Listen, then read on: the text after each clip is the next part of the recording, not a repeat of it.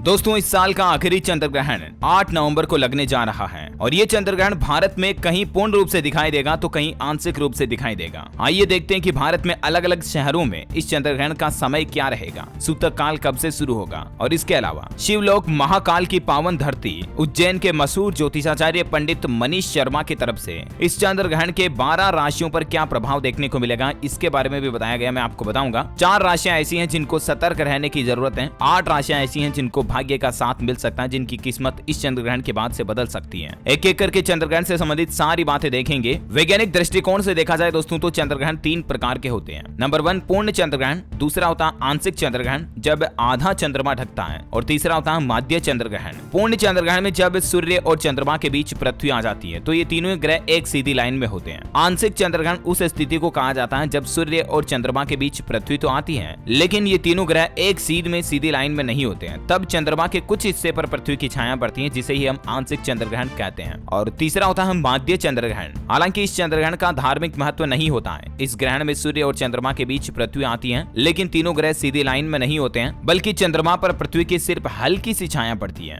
तो ये आंशिक से भी थोड़ा कम वाला ग्रहण हो गया। आइए अब बात करते हैं दोस्तों कि इस चंद्र ग्रहण का समय, सूतक काल, तारीख क्या रहेगा। तो 8 नवंबर मंगलवार के दिन लगेगा। ये इस साल का आखिरी चंद्र ग्रहण होगा। भारत के पूर्व दिशाओं के शहरों में ये पूर्ण चंद्र ग्रहण दिखाई देगा, बल्कि अधिकांश शहरों में आंशिक रूप से दिखाई देगा। अब क्योंकि दोस्तों भारत में भले किसी एक जगह पर भी पूर्ण दिख रहा हो तो भी इसे पूर्ण चंद्र ग्रहण ही माना जाएगा और इसीलिए चंद्र ग्रहण के ठीक 9 घंटे पहले सूतक काल भी शुरू हो जाएगा। ये चंद्र ग्रहण भारत में सबसे पहले अरुणाचल प्रदेश के ईटानगर में शाम को 4:23 पर दिखाई देगा। हालांकि टेक्निकली देखा जाए वैज्ञानिक तरीके से तो ये चंद्र ग्रहण भारत में दोपहर 2:38 पर शुरू हो जाएगा, लगभग 2:30 बजे। तो इसके ठीक 9 घंटे पहले यानी कि 8 नवंबर को सुबह 4:30 बजे ही सूतक काल लग जाएगा। और सूतक काल के दौरान आपको किन बातों का ध्यान रखना चाहिए, क्या क्या काम नहीं करने चाहिए, इसके बारे में मैंने आपको जानकारी DLS न्यूज पर कल ही एक चंद्र ग्रहण वाले वीडियो में बताई थी। राइट, यहाँ पर हम बात करते हैं कि ये चंद्र ग्रहण भारत के किन किन हिस्सों में दिखाई देगा। तो देश के पूर्वी भाग जैसे कोलकाता, कोहिमा, पटना, पुरी, रांची, ईटानगर के आसपास के शहरों में ये पूर्ण चंद्र ग्रहण दिखेगा और बाकी शेष भारत में आंशिक रूप से दिखाई देगा। भारत के अलावा भी दुनिया के कई और देशों में इस ग्रहण को देखा जा सकेगा। भारत के अलग अलग शहरों में इस चंद्र ग्रहण का समय क्या होगा जो भी आप इस टेबल में देख सकते हैं। पूर्ण चंद्र ग्रहण दिखाई देगा इन 6 शहरों में और आंशिक ग्रहण दिखाई देगा देश के अधिकतर शहरों में, जहां समय लगभग 5:15 बजे बाद शुरू होगा। इससे पहले पिछले महीने आपको पता होगा कार्तिक अमावस्या 25 अक्टूबर को सूर्य ग्रहण हुआ था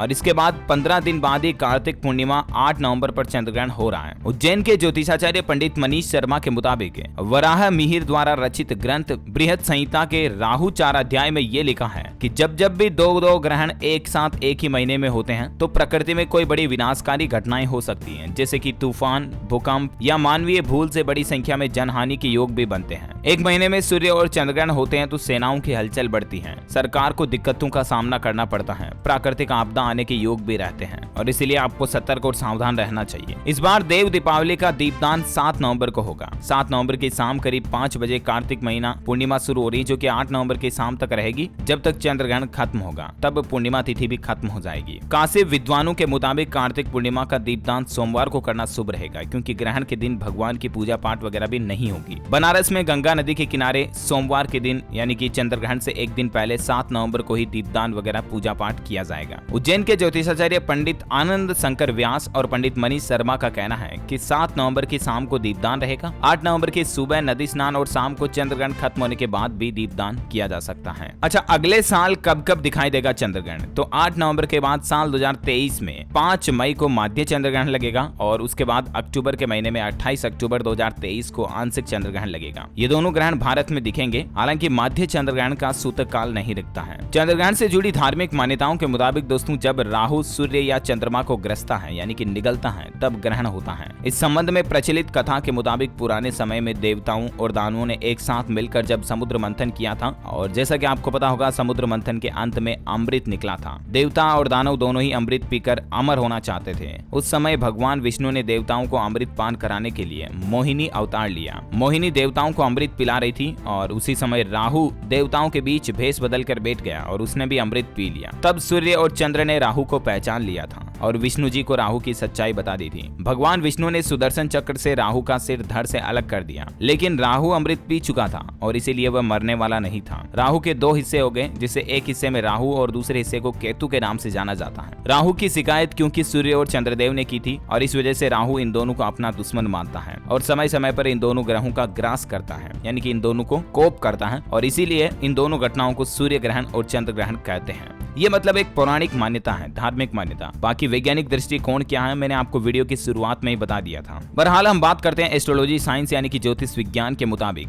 12 राशियों पर इस ग्रहण का क्या क्या असर देखने को मिलेगा। तो दोस्तों, महालोक पावन धरती उज्जैन के महान ज्योतिषाचार्य पंडित मनीष शर्मा जी का ये कहना है कि इन 8 राशियों पर ये चंद्र ग्रहण भाग्य का साथ दे सकता है। मिथुन, कर्क, सिंह, तुला, धनु, मकर, कुंभ और मीन, इन राशियों के लिए चंद्र ग्रहण का समय शुभ रहने वाला है। इन लोगों को सफलता तो मिलेगी, साथ ही साथ मान सम्मान भी मिल सकता है और उनकी आय में भी बढ़ोतरी हो सकती है। 4 ऐसी राशियां जिनके लिए सतर्क रहने का समय है: मेष, वृष, कन्या और वृश्चिक। इन 4 राशि के लोगों को मेहनत का फल भी आसानी से नहीं मिल पाएगा। आपकी छोटी सी लापरवाही आपको बड़ा नुकसान करा सकती है और इसीलिए सतर्क रहना होगा। वाहन चलाते समय सावधानी रखें। व्यापार, कोई बड़ा बिजनेस डील करते समय भी आपको ध्यान से सोच समझ कर करना चाहिए। पार्टनरशिप, साझेदारी में कोई काम करने से पहले भी आपको अच्छे से सोच विचार कर लेना चाहिए, वरना आपको बड़ा नुकसान उठाना पड़ सकता है। तो दोस्तों, ये 4 राशियां और ये 8 राशियां जिनके लिए चंद्र ग्रहण का प्रभाव सकारात्मक और नकारात्मक रहने वाला है, ये मैंने आपको बता दिया। इसके अलावा चंद्र ग्रहण के दौरान इस बात का ध्यान रखें, सूतक काल शुरू होने से पहले ही आप अपने घर में खाने पीने की चीजों में तुलसी का पत्ता डाल दें। आप अपने घर में महिलाओं को, माताओं बहनों को ये चीज बता दें, ठीक है ना। तुलसी का पत्ता डालने से जो भी खाने पीने की चीजें होती है ना, उनमें नकारात्मक एनर्जी नहीं जाती है। और ग्रहण खत्म होने के बाद पूरे घर में गंगा जल का छिड़काव करें। सभी घर के सदस्य नहा धोकर उसके बाद खाना पीना बनाकर खाएं। या तो आपको खाना बनाना है, खाना खाना है तो सूतक काल शुरू होने से पहले 4:30 से पहले 8 नवंबर के दिन खा लेना सुबह सुबह,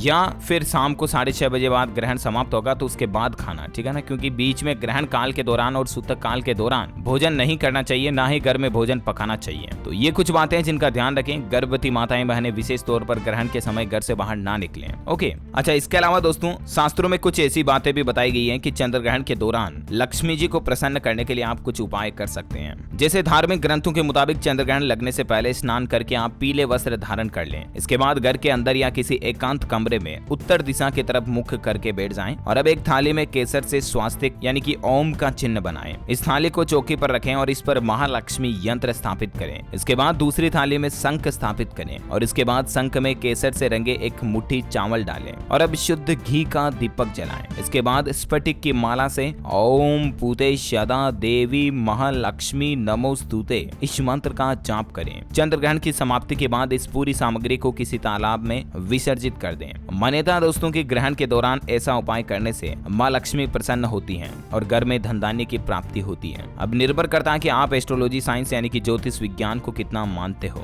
उम्मीद है चंद्र ग्रहण से संबंधित ये कुछ खास और महत्वपूर्ण जानकारियां दोस्तों आपको जानने मिली होगी। वैसे आप कौन से राज्य में रहते हैं मुझे नीचे कमेंट करके बताइएगा, ताकि मैं आपके राज्य के समाचार भी आपके मोबाइल तक पहुंचा दूंगा। और भी ग्रहण से संबंधित कुछ खास बातें अगर आप हमारे चैनल DLS न्यूज पर जानना चाहते हैं तो चैनल पर जाकर वीडियो सेक्शन में आप देख सकते हैं। ओके, बाकी ईश्वर से हमारी यही प्रार्थना आपकी जिंदगी में हमेशा आपको सफलता मिले। मेहनत करते रहिए दोस्तों, आगे बढ़ना जरूरी है। जिंदगी में आपको सफलता जरूर मिलेगी अगर आप डट कर मुकाबला करते हुए मेहनत करते रहेंगे, आगे बढ़ते रहेंगे। बेस्ट ऑफ लक हमारी तरफ से। जय चंद्र देवाय नमः है इस वीडियो के नीचे कमेंट में जरूर लिखिएगा। धन्यवाद मित्रों।